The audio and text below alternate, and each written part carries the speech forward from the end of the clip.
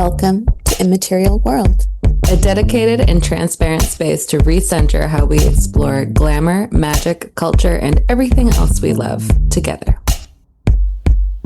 Immaterial world, come meet me in the immaterial world. As far as the galaxy goes, we're flying in the immaterial world. Immaterial world, come meet me in the immaterial world. With mind and body and soul, we're flying in the immaterial world. The immaterial world. Kathleen Funk is a multidisciplinary healer and artist, blending art, acupuncture, and energy work to support holistic well-being and authentic self-expression. A fourth-generation traditional healer with a doctorate in acupuncture and oriental medicine, from a decade-long private practice to remote energy alignment sessions and acupuncture pop-ups, creating more accessible ways to connect. Amazing. We are so excited to have one of my healers and dear friends, Kathleen Funk, here with us today. Hello, Kathleen. Hi, how are you? I know we did pleasantries prior to, but now it's the official start of the podcast. We did. Yep. So psyched to have you here. And we just love starting with this question of talking about the path you took to where you are today. And we love to hear about greatest influences too, because shouting out people is one of our favorite things to do here. Love. Yes, I appreciate the opportunity to take time to give thanks to the folks that made the way for me. So this is exciting. Yeah. So influences and how I got here. Gosh, it's been a really roundabout journey because I come from a family of healers, sort of traditional healers, but because of the war in the Philippines and then immigrating here to the States, there's always this idea that one has to get into a career that is valid and will further the family line, right? And so usually as an immigrant, it would be like law or medicine. And naturally, because we were healers and that was always in a background, I thought, okay, so I think I'll become a doctor. And so my initial foray into this path was really through Western medicine, interestingly enough. And it wasn't until I got to a philosophy of medicine class where one of my professors, being as keen as he was, told me, you don't have to be this kind of physician. And that really turned on a light bulb in my mind, because I'm like, what do you mean? I don't have to be this kind of physician. He's like, well, it's clear that you have this background and you have all of these other interests. There are different types of doctors and you can be a different type of healer. And for me, that was so freeing to consider, much to the dismay of my parents at the time. But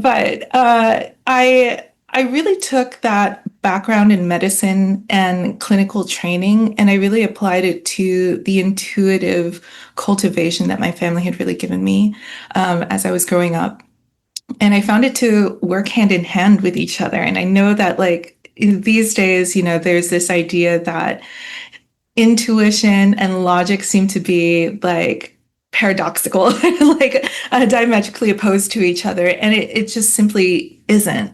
And when you're able to hold space with accuracy and clarity, but also allow wisdom and intuition to flow through to inform that, I think that one can have such a holistic practice. And so, long story short, that's kind of how I got to where I am.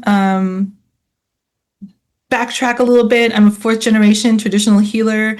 Went around the long way, came back and went, oh, this is the medicine for me.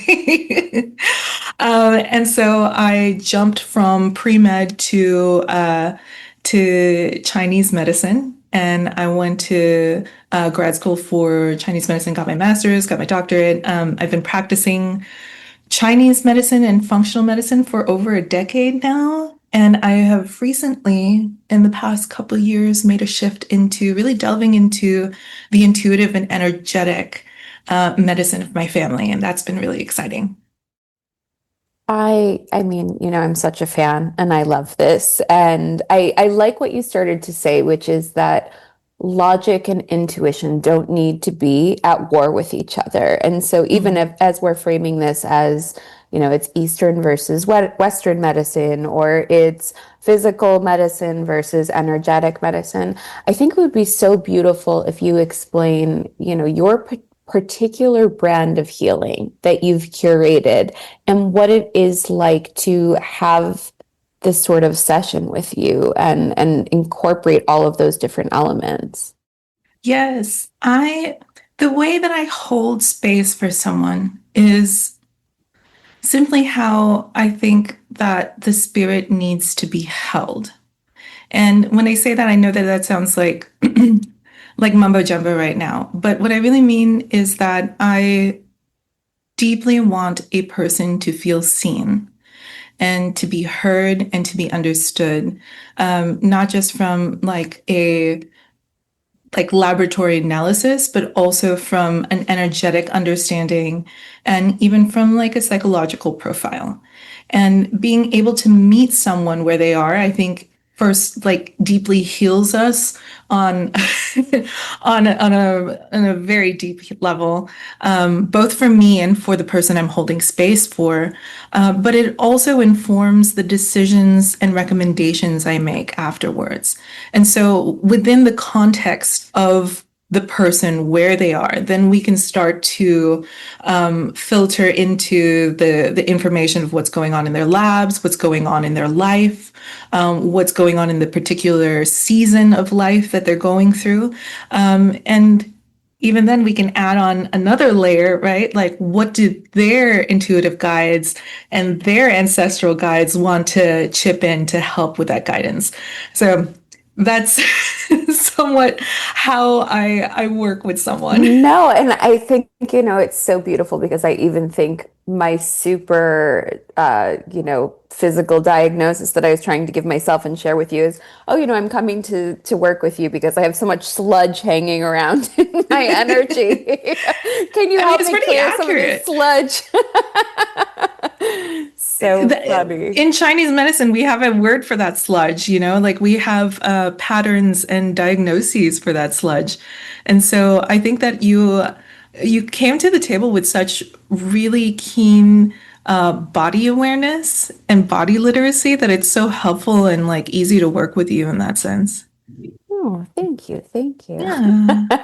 Yeah, and building off of the difficulty there is sometimes explaining energetic medicine to folks who are familiar with it. You have this great Patreon title, Don't Call It Woo. And we would love to hear you share more about why you chose this title. Yes, I would love to share on this because it's a big deal for me because I feel like a lot of times people in the holistic space, yogis, even acupuncturists, Chinese medical doctors, whatever, we tend to go, oh yes, I do this. And then like there's a little bit of this. Yeah, I'm kind of into woo. And we say this in like an apologetic sort of way, in a very dismissive sort of way. And so woo-woo is meant to kind of like cast shadow on something, to cast like reasonable doubt on something because it isn't like so serious. And it's almost not apologetic that we practice it or that we're into it, like it's something to be shameful about. But the truth is that these things that we currently call woo-woo are lived cultures, medicines, and experiences of indigenous folk, of traditional practitioners, of traditional medicine carriers.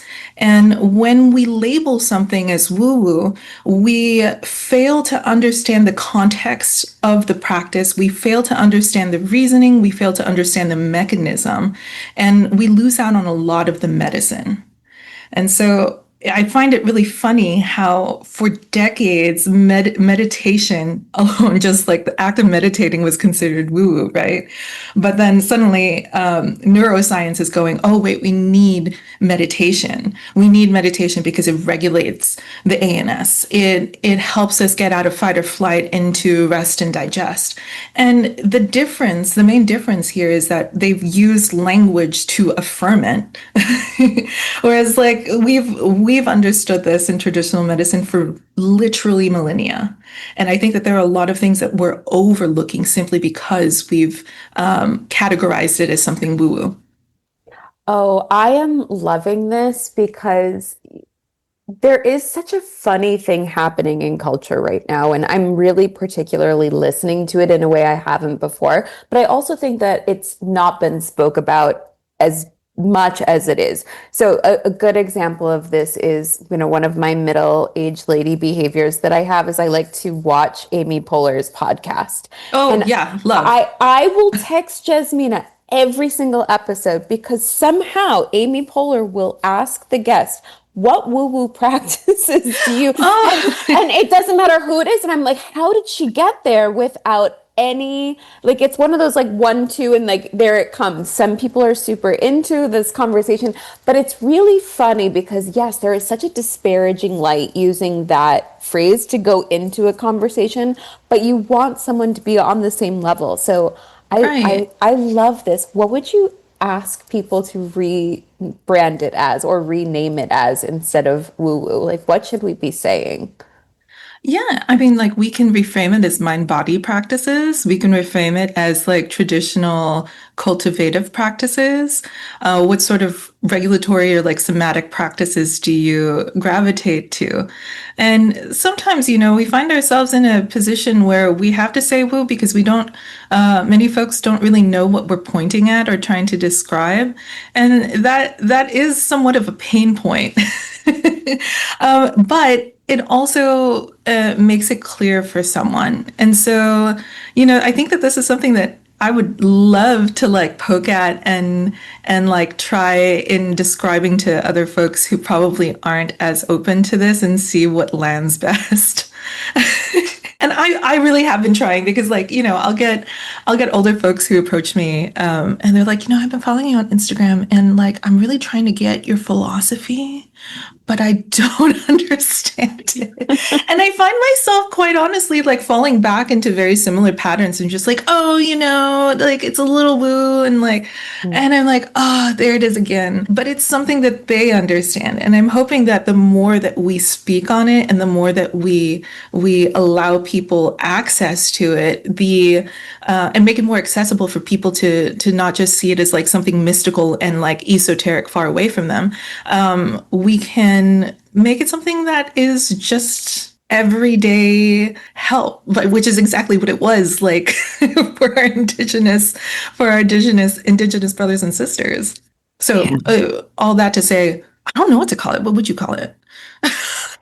I run into this a lot when I'm reading people's palms because where I work, when I work in person, sometimes I'll be reading for people who are just there for fun, which is fine and great. And so it might not be like in their day to day.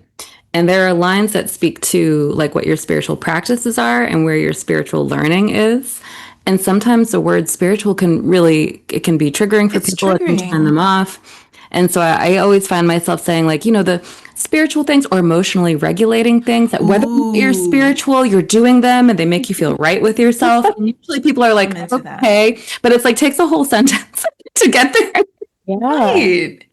Right. But what does that say about us as a society where we like have to like talk around it, right? Mm-hmm. Like we have to like point around it and then hope that somebody lands.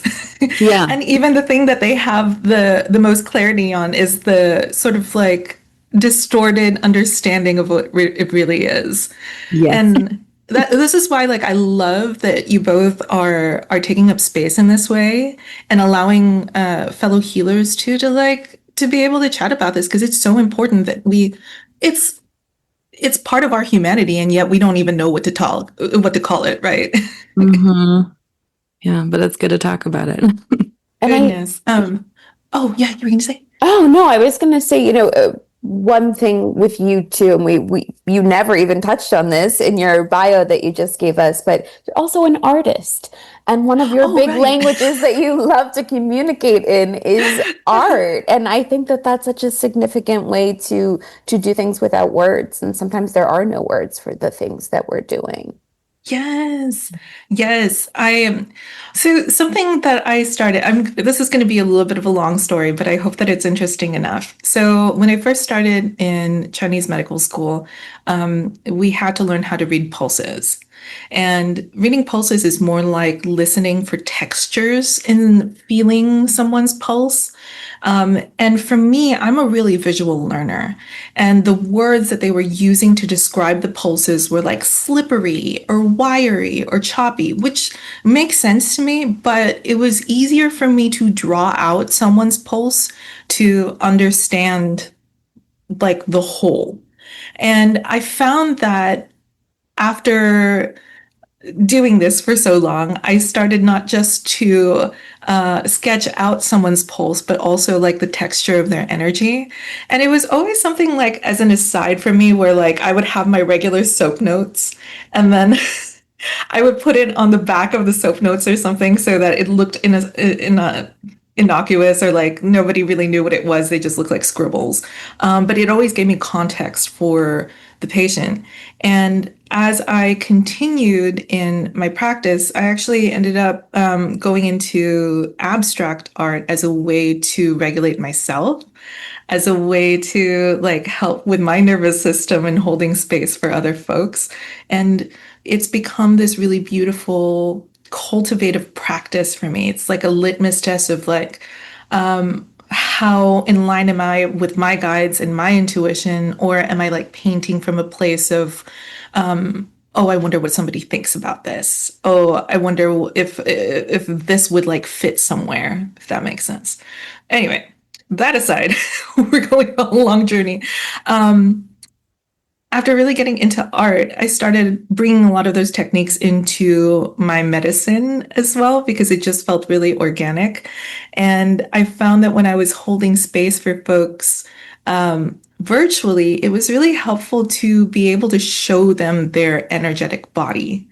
Because like I could tell someone so many ways like, oh yes, your aura is this color and it has like the texture of like pricklies. But being able to draw it out really allows me to hone in that space. So in one end, it also like helps me get into that channeling space, but it also allows me to be able to communicate to my clients even clearer, like, this is where you're leaking, this is where you're holding all this shit, or like, this is where your guides are pointing to. And that in turn allows them to be able to integrate it more, as opposed to something that's like completely abstract. That is so cool. I just love it. So those are your energy maps that you do with the chakra system. Oh, that's so gorgeous. Yes, thank you. That means so much to me. That like I really love doing this for folks, particularly because like when I show it to them, there's like this feeling of like, I see what you're carrying. I see the space that you're holding. And it gives me goosebumps when I think about it, because I really don't think that people like realize how beautiful they are. Like, especially like spiritually speaking, we were always so concerned with like the physical self, and like to really see your energetic body, I feel like there's a mirror that you haven't encountered yet. And I don't know, it's really moving for me to be able to hold space in that way. So it makes me happy that you connect with it. Yeah. How would you introduce this kind of healing to people who might be really new to it? Like, how might people know that this is a good thing for them to do, and why? And how do those remote energy sessions work? Like, I'm so curious about the diet, like what's the word I'm looking for? The logistics of it. Yes. So like the protocol differs from person to person. It just really depends on what their spirit needs. But basically like the first half of the session is me sketching out their energetic body and channeling notes from their guides and any like sort of things that I pick up. And the interesting thing is that like I really thought that when I first started, it would be mostly energetic downloads, but a lot of like my clinical background really filters through. And so like their guides will often give me like physical ailments as well. So it's like, oh, maybe frozen shoulder, question mark, maybe like 3 months long. Oh, it's connected to this fascial combo, or like a chain rather. And sometimes I'll get like heaviness, let's say in the sacral chakra, and it will be related to gynecological issues. And those are things that like the guides and the feelings within my own body is able to pinpoint. And being able to give that context to someone's energetics can really help, because oftentimes these folks are like, yeah, I've had this for like 3 years. I don't know what to do with it. I've done everything physical. But being able to give context for the physical, but also like the energetic thing that may be contributing to it, really helps people get to the root of what's going on. I hope that makes sense.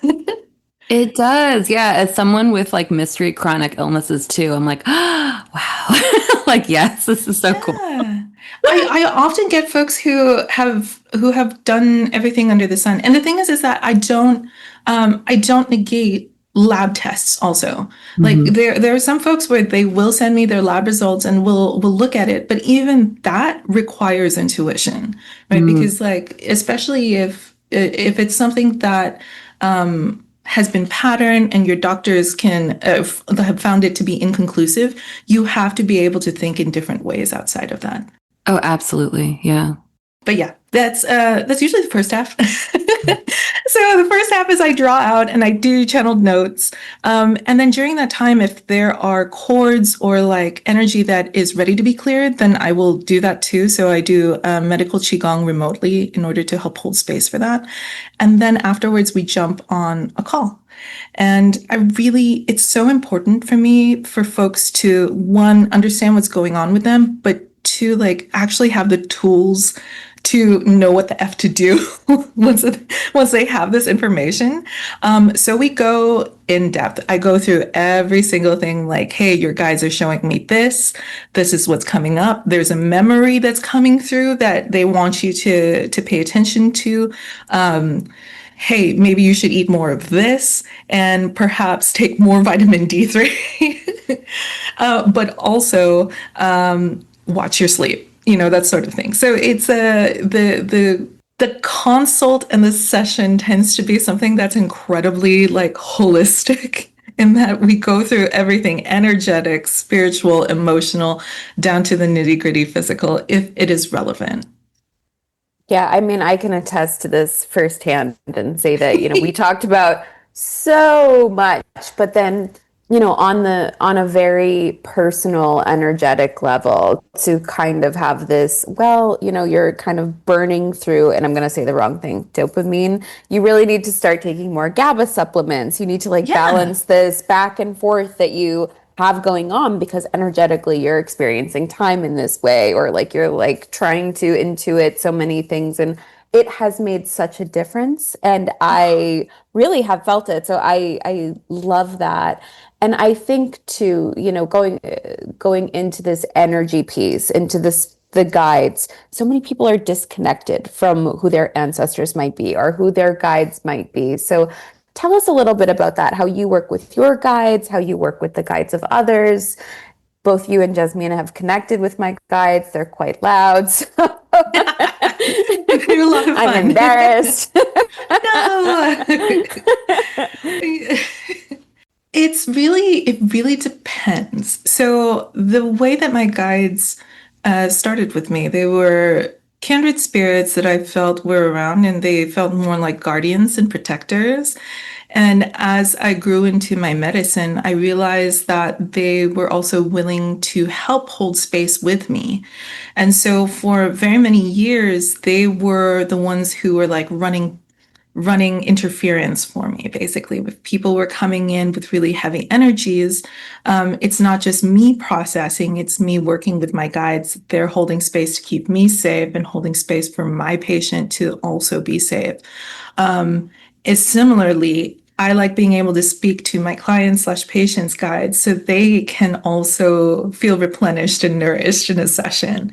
And there's a sort of disconnect that happens when we're like really out of our bodies, right? Like we get our downloads, but we don't know who's telling us. We don't know if it's clear. We don't even know if it's beneficial.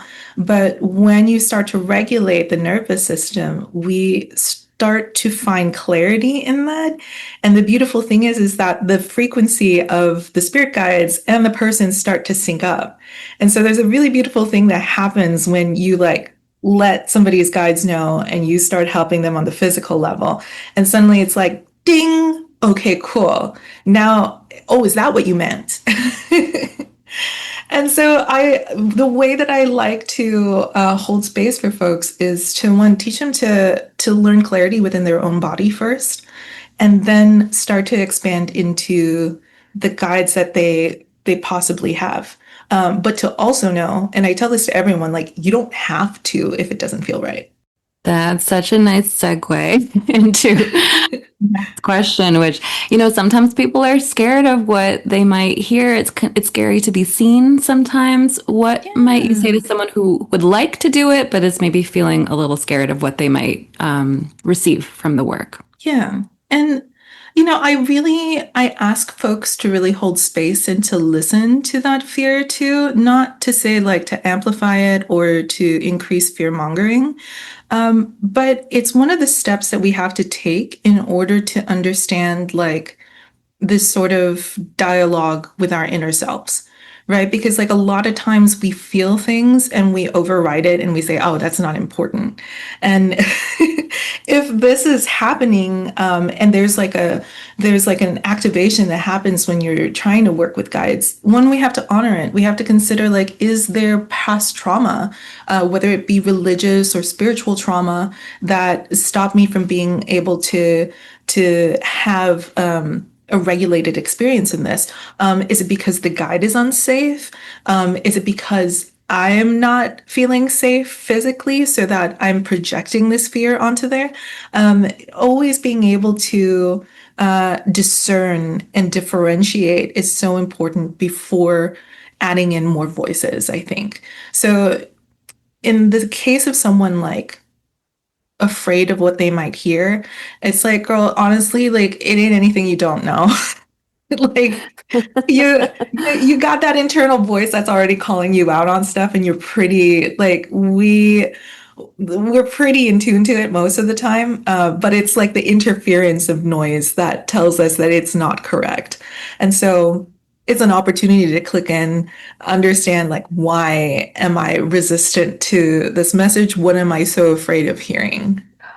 And that really resonates with me because I think that we keep coming back to this idea about self-discovery, about being curious, but then that resistance that somehow logic overrides everything intuitive or, intellect, or we have to have some sort of scientific reason, that emotional and intuitive cues are not enough, even though they're probably screaming at us by the time that we get to you, Kathleen.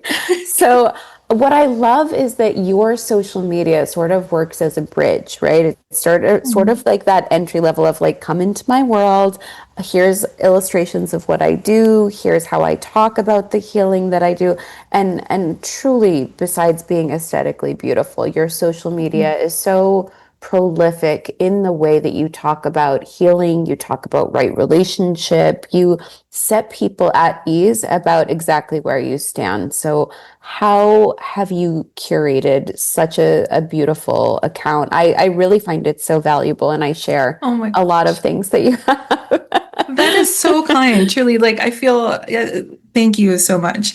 That's deeply affirming because so much love goes into that feed.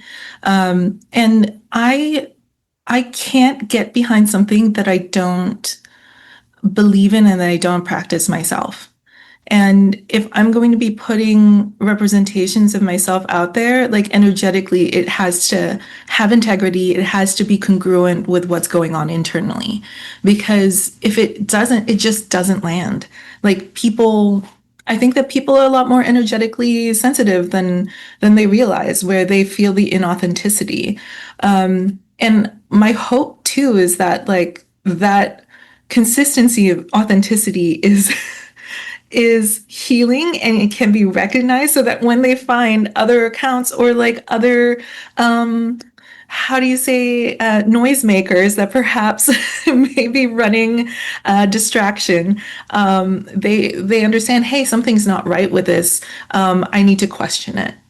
Oh, yeah, we I love won't get that. too deep into that. We love that because we see a lot and say, yikes. So, Yeah. I mean, not just from healers, right? From everywhere. And the core of the creation on Instagram truly is like, I have to love it. I have to love talking about it. It's stuff that I nerd out on, and usually what comes up in my own personal practice. And like I've tried doing like content plans. I've tried doing like marketing pushes on there and it just doesn't feel right. I create when it feels important to speak out on. And the things that I put towards it are 100% my own art, and that makes it exciting for me because it gives me a vehicle to be able to share more than just information, but to also like allow you to feel like what the message is supposed to be like. It really comes through as so personal and thoughtful. Yeah, Thank you. it's a really wonderful thing. And we also love to ask, what are your own personal divination and healing tools? Like, what is your personal practice? Like, you share a good amount of it with us already, but we'll have a deep dive. Yes. Oh gosh, it depends on how much anxiety I have, So relatable. Like if I'm like emotionally regulated, like a ping from my guides, I'm like, yeah, I got this. And then like, another week when I'm like, what the hell is happening in this fucking world? And I'm like, tarot cards, crystals, the I Ching. So like I'm sure that you all also relate. But for me, like tarot is something that feels really, really accessible to me. I love it because of the archetypes that come up. There's always something, there's like a deep current that flows through it that I feel allows it to be a beautiful mirror to where we are. And then as far as divination goes, that's really like tarot is my main gig when it comes to divination. But I have a lovely friend who I recently received an Armenian coffee reading from. And I'm going to be working with her a little bit more for some collabs. But the thought of I forget the name of it, and I'm so sorry if it's a blank mancy. It's like a taromancy. Oh, tasseomancy. Yeah. What is it? Tasseomancy. Tesseomancy. Yes. Yeah.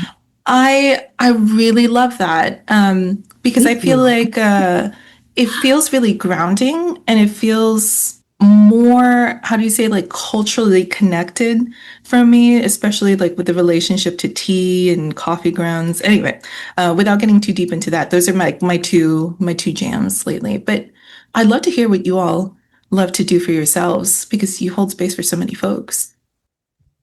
I often use a lot of the same tools I use with clients. I do tarot, palm, tea leaf reading. Like I love tasseomancy too. It's like a big part of my upbringing and a big part of Romani spirituality. And yes, I just love it so much. And dream divination is definitely something I do for others, and that's a big Roma thing too. But fire reading I often do for myself, fire and smoke reading. I don't offer it for clients currently, and it's something that it's just my own practice, as well as reading with playing cards currently that I only do that for myself, and that's also like a deep family thing. That's wonderful. I love that.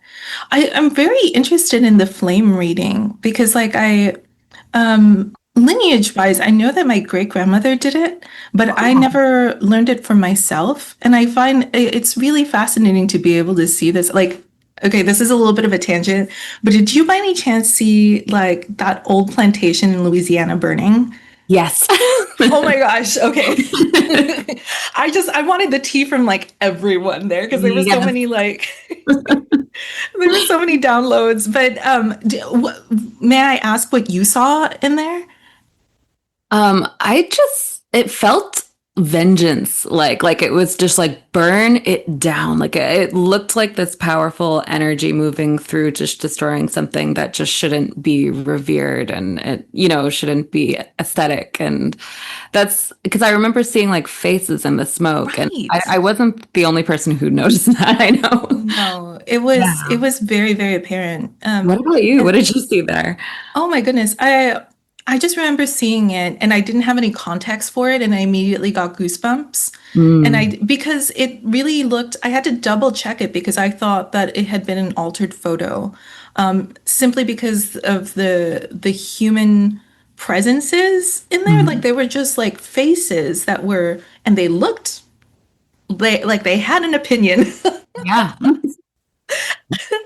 And so that was my first little foray into that, and being able to like hear your feedback and then like the hundreds of folks that also like spoke on about it. It was really fascinating to see how we all saw like this through line. And it's really affirming because it's just like, okay, so that wasn't just projection, because that's definitely what I saw there. Yeah, it was powerful.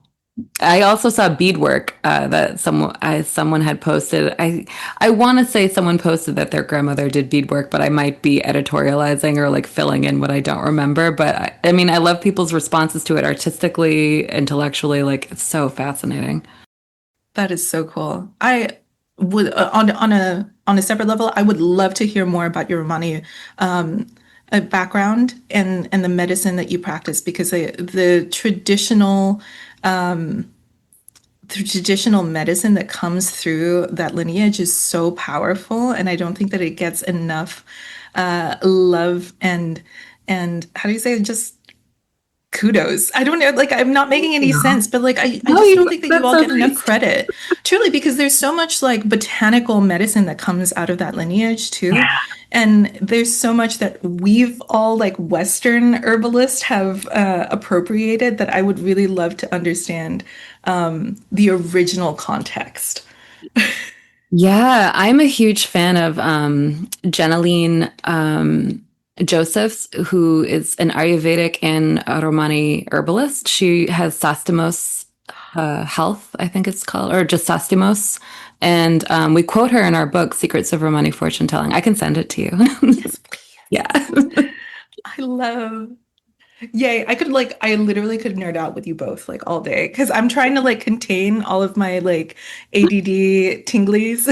Oh my God, we would love that. We would love that. And I love like listening to everyone talk about herbalism because I feel so far removed from the earthy kind of practices. So it gives me a little bit of confidence every time I have some sort of information. So I was like, okay, who's this new person I need to I need to start looking up and researching. Yeah. Well, I mean, like, herbalism is supposed to be like for the people. And it's supposed to be like really down home stuff that you should be able to make originally like in your kitchen, and being able to use food as medicine. And then all of the other fancy stuff is just like once like, oh yeah, this herb does that, this herb does that. Oh, I bet it would be even better with these two. And you just start building formulas from there. Well, I love that. It's like the real gag of witchcraft is that you don't need to spend any money on all these crystals and, this and that. It's like it's very much at home and what you have, Yes. and like the power that you already have inside of you. So Yeah. That's really fucking cool. we love that. Oh, you know what? Before we go, let us know, how can people support your work? How can they find you? And what are you working on? What's next for you that you can share with us?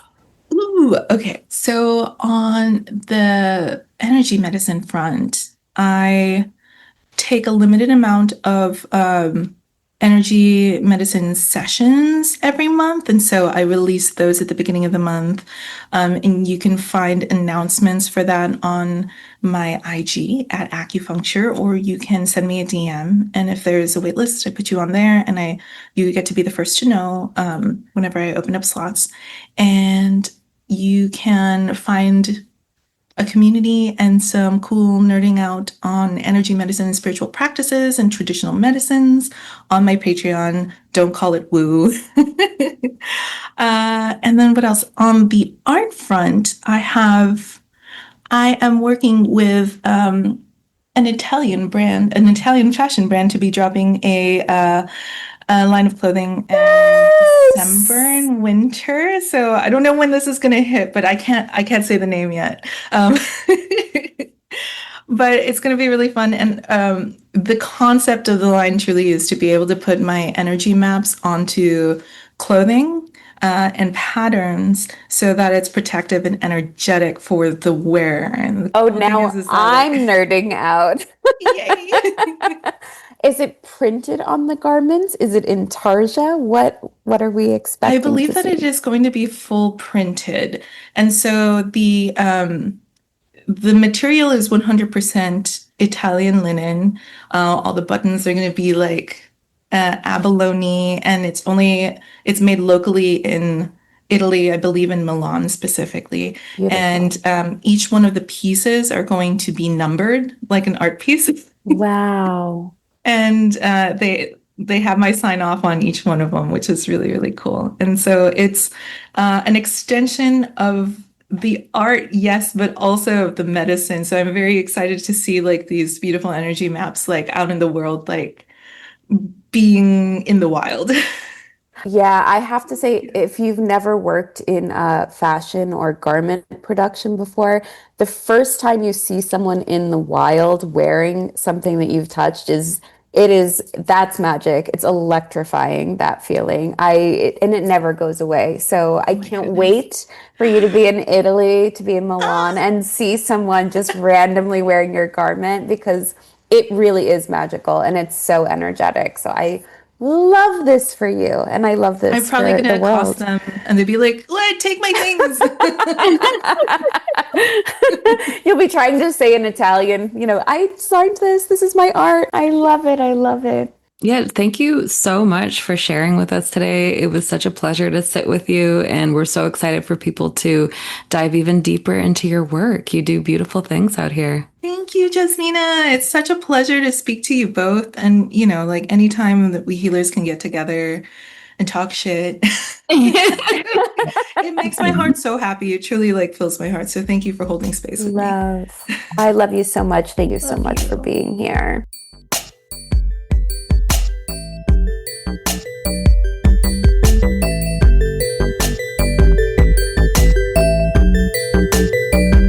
I like to see you shining. Show me all your dreams. You're a special kind of magic. Show me all your favorite things. You're pretty like a sunset. You're really like a pearl. You're a special kind of magic. Dancing in a crazy swirl. In a crazy swirl. Immaterial world, come meet me in the immaterial world. As far as the galaxy goes, we're flying in the immaterial world. Immaterial world, come meet me in the immaterial world. Your mind, your body and soul, delighted in the immaterial world. The immaterial world. The immaterial world. Immaterial World is hosted by Jessica Richards and Jasmina Bonfila. Music by Dia Luna. Artwork by Lane Friend. Follow us at Immaterial World Pod on Instagram, TikTok, and YouTube. Visit our website at www.immaterial-world.com or send us an email at immaterialworldpod gmail.com.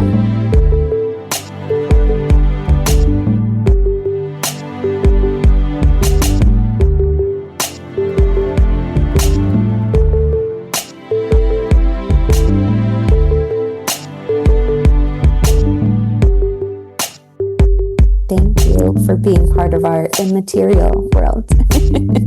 Welcome to the immaterial world.